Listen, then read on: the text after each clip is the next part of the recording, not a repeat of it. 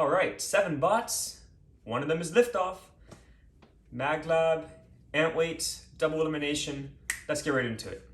All right, first fight of the event is against a horizontal spinner called Dagomizer. I'm gonna throw up a picture right now.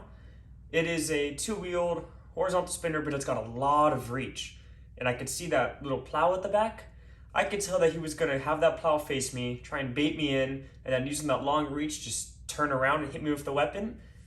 And he had so much reach, I was really nervous that he was going to reach around my wedge and get my wheels. And now is a good time to mention that I do actually have a wedge. Right now I got the forks on, but I did foresee a matchup against a horizontal spinner, so I have this. This is a 0.8 millimeter stainless steel wedge. I went for something really light this time. As you can see, it's also bent, so that makes it really easy for me. And it just screws right on via 4 screws that interlock with the frame rails, the 4 frame rails that come up, the 2 weapon rails and the 2 side panels. So it actually mounts really securely. It's on there pretty good. So I threw that on. It's my heaviest armor setup and the best against horizontals. And I thought, just drive a little careful, try and get the spinner to bounce off the wedge and go for those wheels. Those are my targets. That's the really only target I can get, those wheels.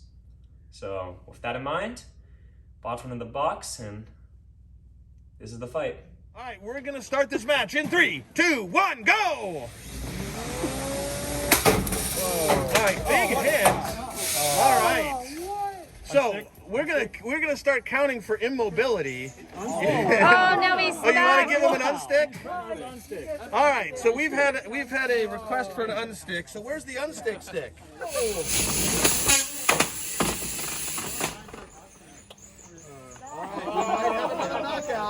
We have to see if Liftoff wants to keep the match going. I'm good. I got one fix already. I'm good. All right. So we're gonna count them out in 5, 4, 3, 2, 1. Now you see what Dagomizing is. Well, I won. Yeah, that was a brutal match, and even though I won, I still had a lot to do. So let's take a look at that fight real quick. That first hit, you can see Dagomizer sends both of us flying across the box, and afterwards there is a very, very long gash in the wedge, which I never expected would be there. So that's something to note. I'm gonna throw a picture up right now so you can see exactly what I'm talking about if it wasn't too clear in the video. You can also see that Dagomizer sends himself into the wall and he gets stuck there. His weapon dug through the side and it was kind of poking out a little bit on the other end. So we had to pause the match to get it unstuck, and then we resumed. And this time Dagomizer didn't get a lot of engagement on me, which was lucky because the wedge was basically done for. You can also hear that my weapon is compromised and that when you hit the wedge, everything bent out of shape and my weapon was having trouble spinning. But I was able to get him up against the wall and get him on his side and get him stuck there. And my weapon died pretty much as soon as I did that. So something got bent just enough that it just jammed the weapon, and that was that. So while I chose not to free him from the wall, because I had a lot to do already, a lot to fix, even if I wanted to, I'm not sure if I could have since my weapon was dead. So that was pretty much everything from that first fight. I did learn that 0.8 stainless is not enough, so that's going to be improved upon. Besides that, I had massive damage to the frame rails. The right side panel was mangled, that had to be replaced. The 2 weapon rails were slightly bent, but I was able to bend them back into shape as with the left side panel. And total repair time was about 40 minutes. The issue is that replacing the side panel is really slow because of the drive axles. Just to take off the drive axles, I need to break the hubs that the wheels are on. So I can take the wheel off and then I have to break the 3D printed hub so I can get good access to the axle itself. It's a standoff. Clamp the standoff and unscrew it, which is really hard because I Loctited it really good. Do that on both of them. Take off and it was the right panel, which means the switch was also on there. That's in Loctite for the screws. And the power LED, but that's pretty easy. Take all that stuff off, finally get the side panel off, get the new side panel, get the Loctite on the drive axles again to make sure they're on there good, get the wheels back. It was just absolute pain, and yeah, 40-minute repair time. But I got it turned around just in time for my second fight, so let's see who I'm up against. All right, I just handled a massive horizontal spinner and I found out my armor doesn't work, so let's see who I get this time. This is a picture of Good Boy 2. Oh, another one. So Good Boy 2 is a bot that's like droopy, so he uses his 2 spinners to kind of shuffle around. That was his idea. I got lucky that Good Boy 2 was having a lot of trouble getting the spinners to work. And you'll see here that he really only had one working, and it was like half working. Nonetheless, those are seriously big AR500 steel spinners that could easily knock me out in one hit, probably. I had 2 options for armor setups. I could go back to another steel edge. I had like 3 spare. But I found out that that doesn't work, and quite frankly, Good Boy 2 is a much bigger spinner than Thagomizer, so I was not about to use that again. So I switched to my other strong setup. That is a set of titanium plates. They're only 1 millimeter thick, but they're a lot stronger than that stainless steel, as it turns out. The reason why I don't like to go with these against horizontals is, aside from horrible geometry, meaning that my weapon is now the primary catch point for horizontal, I also I can't get under them as easily, so it was going to be a little tricky. The other thing is it doesn't give as much support to the frame. The wedge has the 4 mounting points, and because it's a wedge, they're all connected. Each of these wedges has only 2, so the 2 sides are connected. The right side's unified and the left side's unified, but altogether there's not real support from the front between the 2 halves. So it's not ideal for against a horizontal, but it was the best option. It was that with the forks. So with that in mind, the idea was just get on them, try and hit them, try and break something so they couldn't spin up, because if they got spun up, it was over. So here's the fight. Are you ready? Yes. We're gonna go in 3, 2, 1, go! Maybe he'll get this one done for you.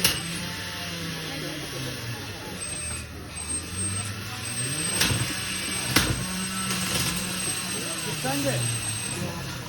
Full throttle. All right, we're going to do long boy. 10, 9, 8, 2,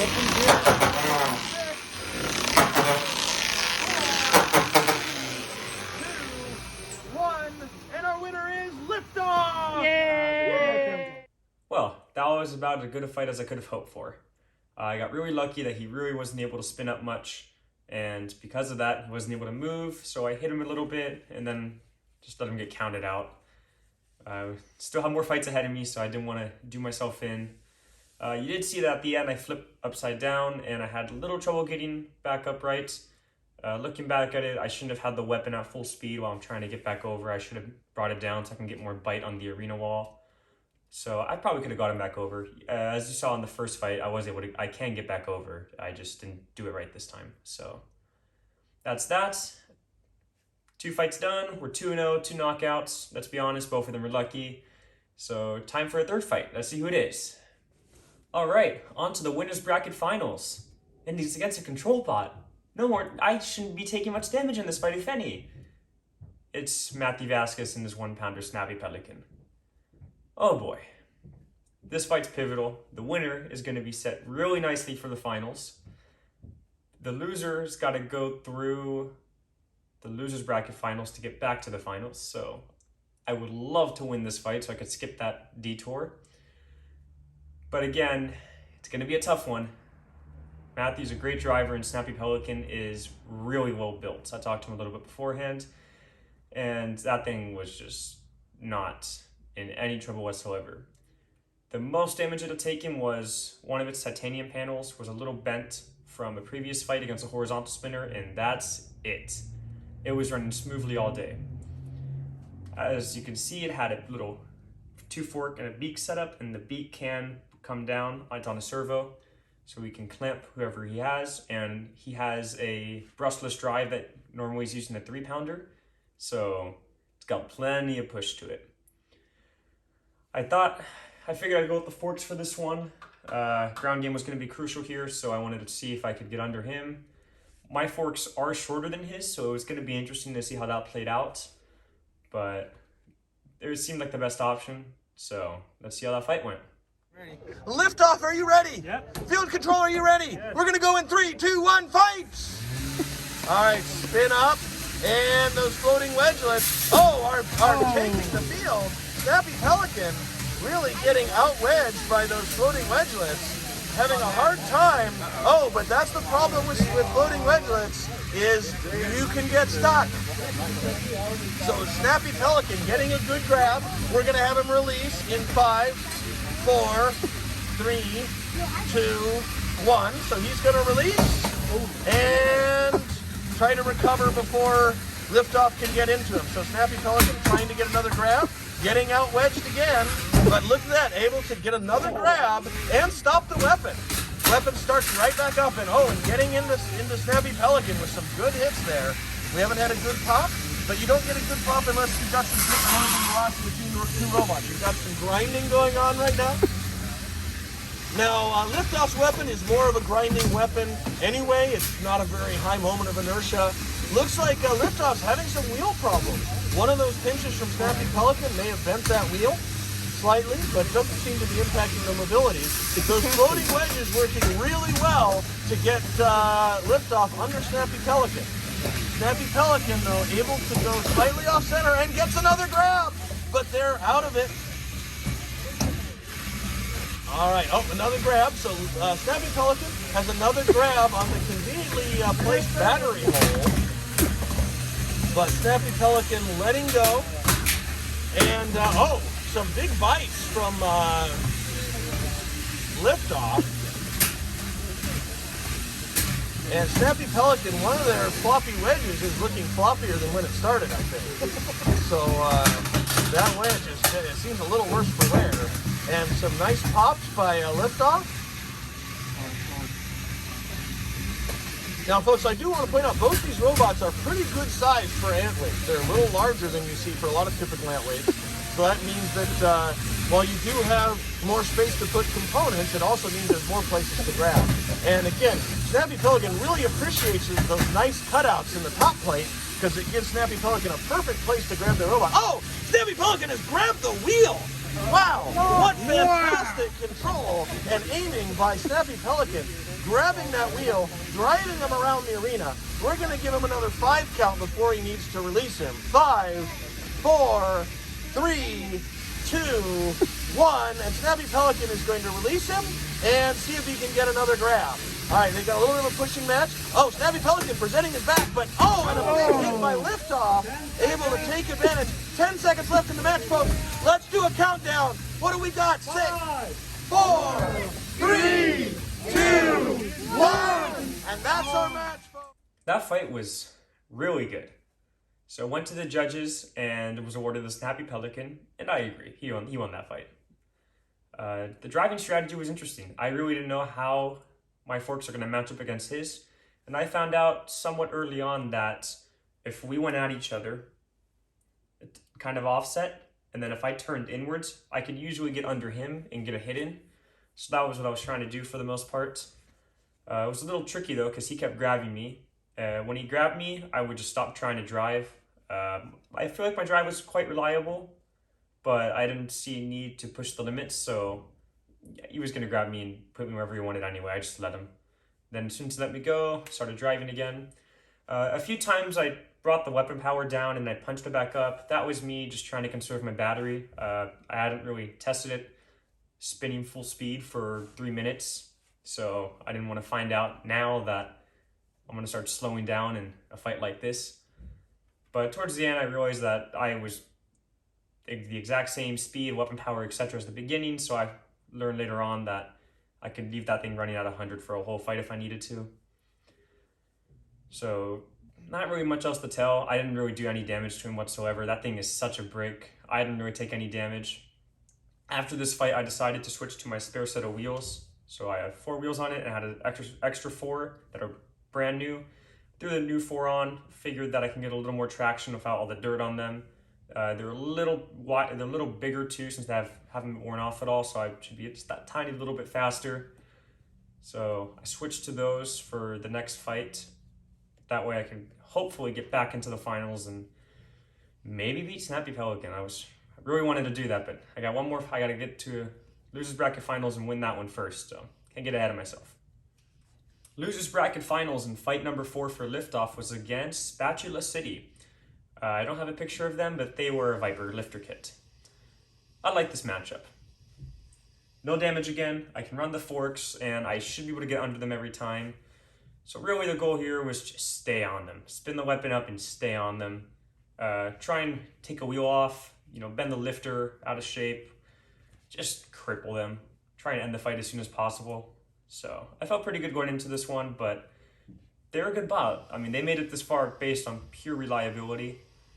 And they beat tough opponents like One Finger Death Punch. So it wasn't going to be easy, but I felt pretty good going into this. So let's see how that went. We're going to go in 3, 2, 1, fight! Liftoff coming out, Spatula City coming out, and Liftoff knocking Spatula City up and over. Spatula City's trying himself right, but can Spatula City keep moving? Their power's cut. Tap out, Cody. Their power wire is cut, and we have a tap out. Surgical precision from Liftoff. He didn't even know he was doing that, but he just cut their power wire, ended the match, our shortest match of the day, and they will be going to the final. Well, I did exactly what I wanted to, just stayed on him. So there was a little red wire hanging out of the top plate. I saw that when we were going into the match. Not sure why it was there. Maybe they were in a hurry getting the top plate on, I don't know.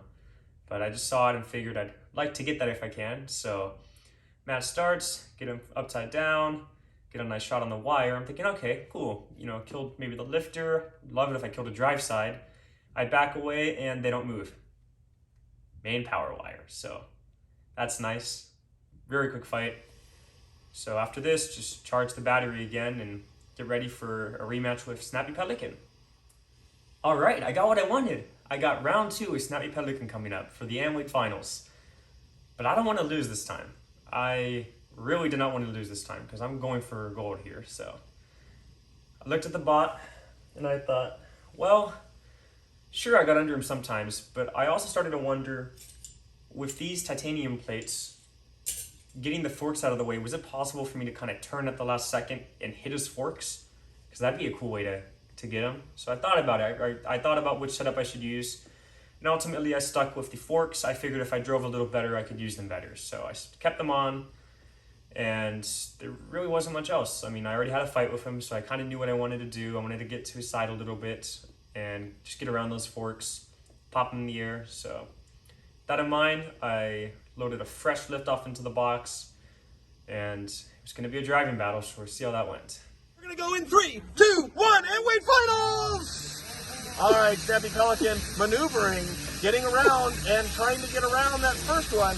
Good driving by Snappy Pelican, but it looks like our winner in that first is Liftoff. Liftoff getting a few pops on the Snappy Pelican. All right, those ledgelets on Snappy Pelican really having a hard time with the ledgelets on Liftoff. Out pushing Liftoff slightly, though. And a pin in the corner. Liftoff not able to bring his weapon to bear as they push each other into the corner. They've got a wedgelet battle. Oh, no, never mind. They're stuck until Snappy Pelican decides you're not. All right, Snappy Pelican getting back in control. Looks like they've had a little bit of armor damage on Renegades, or maybe that was done in the previous fight. I think it was. Oh, and a pop on Snappy Pelican by Liftoff. Another pop. Those little redwoods on Liftoff proving very effective. Oh, and a hit on the wheel. But those 3D printed wheels, very tough. It looks like we lost the drive side on Liftoff. Liftoff in drive trouble. Snappy Pelican going to try to capitalize that and get a bite, but still, Liftoff proving very difficult to bite. Snappy Pelican having trouble because it looks like maybe their snappy assembly is not snapping. All right, we're going to need to, we're a little curious to see if the Snappy Pelican assembly can snap or if it's been disabled by one of those big hits. All right, they do seem to be able to grab a wheel past it. Get out. Oh, and are they stuck? we're going to see if they're stuck. Well, it looks like Snappy Pelican is nice enough to give us an unset. Still, we're seeing some real mobility challenges from Liftoff on that one side. All right. Snappy Pelican still showing that they can drive very effectively, even if their weapon appears to be disabled.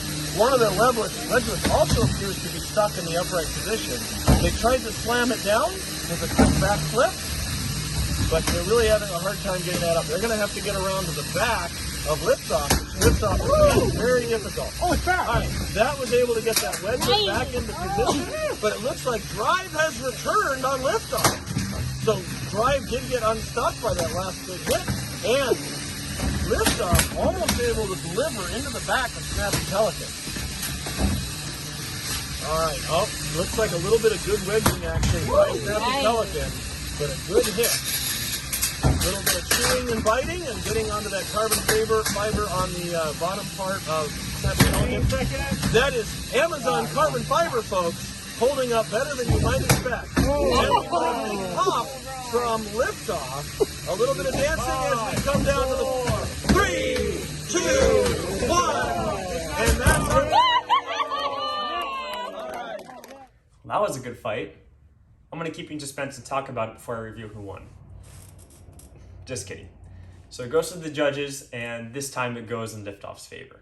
And that was just, yes. That was the kind of fight I was hoping for the most part. The drive side quitting was not what I imagined, but it was good. I needed that, so that was a win. I'm very proud of it. That was probably my favorite fight of the day. And we're now one fight away from taking it all. But so was Snappy Pelican, so still got some work to do. So I took Liftoff back to the pits, and I wanted to see what was going on with that drive side, because I cannot have that happen again if I want to beat him. So I took a look at it. Soldering connection seemed fine, that's what I thought it was. So I was like, okay, so what's going on here? And I really was about to just like pack everything up in the robot and put it in the box again, because I didn't see anything wrong with it. And then I noticed that the connector from the ESC to the receiver was a little loose. So I plugged it back in all the way, hot glued it down, all three of them down, so that nothing would cut out mid-fight like it just did. And I felt pretty good I found out what it was. So charged the battery. I didn't take any damage. The forks worked, so I was keeping those on. Snappy Pelican, on the other hand, took a little bit of damage. In the first 30 seconds, at some point, there was an exchange where his beak, you see before, it's totally fine, but then afterwards it's sagging a bit. So the servo broke, and he lost the beak for the rest of the fight. So that was tough for him to lose it so early on. And afterwards, he just glued it in place. He didn't fix it. So that was good for me to go into the final fight with Snappy Pelican down his beak. And he also had some trouble with the metal forks on the outside of the plastic ones, how the one got stuck up, and he didn't want to have to deal with that again, so he actually took off the metal forks, just running the plastic. So there was little changes made to Snappy Pelican to try and get Liftoff this time. So against each other, we've each won. Now it's tiebreaker time, winner take all for the Antway finals. It's going to be a heck of a match, and here it is. Ready? We're going to go in 3, 2, 1, fight! Spinning up by Liftoff. Pelican trying to get around, get a grab on that wheel. Having a hard time. Pelican able to get under there, but those wedgelets are definitely worse for wear. Liftoff's wedgelets are still nice and sharp and delivering letting them deliver their weapon to the Pelican. Pelican, though, still got more push in that box, better traction with those O-rings than the mini Banebox wheels. It looks like that. Oh, and look, up and over. He's got a grab. That was phenomenal. And now Liftoff is upside down. All right, so Liftoff driving upside down. Snappy Pelican has really changed his control advantage because those wedges are totally dysfunctional at this point.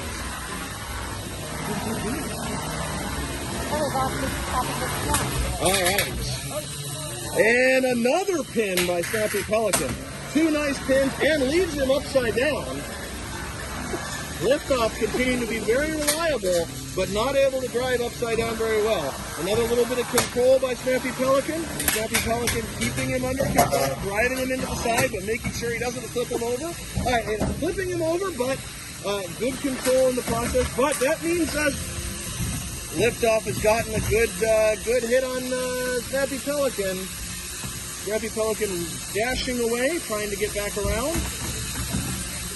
Not able to get under those wedgelets in the front. Oh, but the wedgelets got quickly wedged under the arena, and Snappy Pelican again able to invert Liftoff. Liftoff stuck in its inverted position. Snappy Pelican trying to find some angle with which to engage that doesn't involve the front. All right, now we've got an angled and a nice total 360 by Snap Pelican.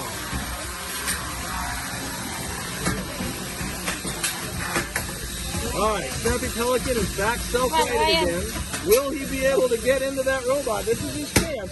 Can he get those hits in? There's one hit. This is his chance. He's got him on the run. Can he deliver some damage? There's two big hits. All right. Liftoff making a comeback in the final seconds here.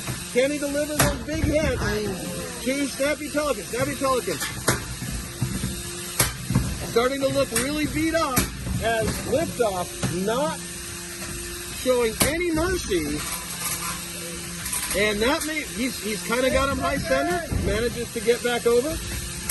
Oh, and another big hit. Is that going to do it? Back over by Snappy Pelican. 2, 1, and that's our match. All right. So we're going to have to go to a judge's decision. We're going to inspect both robots. Man, was that a fight. That is exactly what a great fight looks like. I got to give all the props in the world to Matthew Vasquez. He knew how to put on a good show. That was incredible. You know, it was back and forth, great hits.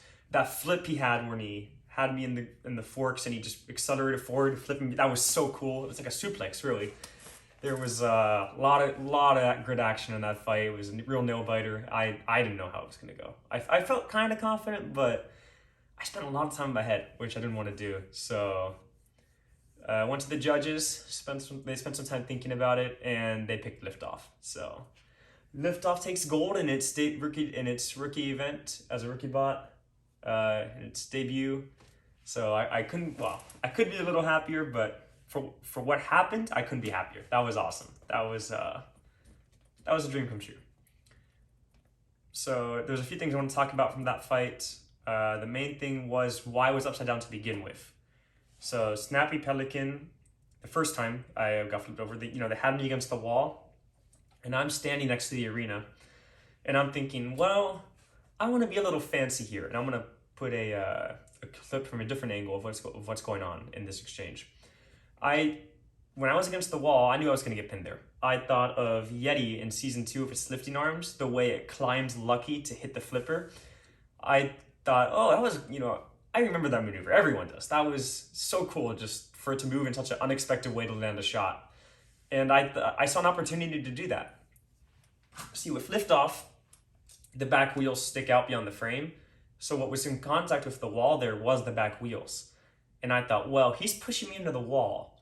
What if I could reverse and kind of climb the wall so that I would fall forward and my weapon would hit him? And I didn't know if I was going to hit anything, but still it would have been a really sweet maneuver. So I went and tried that. And around now, I'm guessing I'm playing that clip slowly so you can see me do that. And I nicked the titanium wedges, and I don't think I get anything else though, unfortunately. But it was a really cool maneuver. And then I got stuck upside down for longer than I would have liked to. So in the previous times I was upside down, you saw me drive against the wall to try and self-right. I could do that there because the weapon would be the first thing in contact with the wall. But with the forks on, I have this extra reach. And I've tested self-righting with the forks on, and when I tried driving into a wall to self-right, the forks hit the wall and stiff-armed the weapon. So my only way to self-right was to drive into Snappy Pelican. And I tried doing that, but he was a lot faster. I had a lot of trouble getting to him. And he was pretty good at trying to get around the weapon when I was upside down. So at the end, though, there was a really, something happened. you know, I turned it on and I got a nice series of shots on him. And I don't know how well this shows up in the video, but his left titanium wedge is starting to pull away from the body. It's got 6 screws holding it in, and the 3 towards the center above the fork were like, they were ripped out of the mount. It was just the 3 next to the wheel that were holding it in place. So I got some nice damage in. And I also, you know, granted the beak was already dead, but I knocked it off, so that was kind of cool. So it was a really, really good fight. That was awesome. So that was fight number 6, and on to the conclusion where I talk about what I learned and what's likely to change. If you look at the last 4 fights, there really doesn't seem to be much I would want to change, but if we rewind back to the Dagamizer fight number 1, yeah, there's going to be some improvements that need to be made. I can't rely on luck to beat horizontal spinners, so I need to bulk up. 0.8 stainless is not going to hold up against a horizontal spinner, or probably any spinner for that matter, but I just care about the horizontals here. Dagamizer ripped right through that like it was nothing, and it bent out of shape, and in turn that bent the whole frame. I need a stronger solution. I think I'm going to go back to the 4130 chromoly I used on Dispatch. That seemed to hold up pretty good against Ivy and Lopper, so I'm going to go back to that, I think. I just want to do one more test of this to make sure that's what I want to do, but that's what I'm thinking as of right now. The frame rails, they all got bent up pretty bad also in that fight, and I would like for that not to happen. Some of them were repairable, but like the right one was not, and changing it takes a lot of time, so I want to A, improve the way that everything comes together so that replacing one's easier, but B, I really don't even want to have to replace one, so I'm going to change these to a different material or thickness. I'm still going back and forth on that right now, but they need to be changed so that they don't get bent out of shape. I will say that granted, part of the reason why they did is because the wedge didn't do its job, but redundancy is helpful, and I'm gonna make the change anyway because there's no guarantee that a 4130 chromoly wedge would have protected them any better. Also, the titanium weapon, while it was great, I'll use this one. It did good.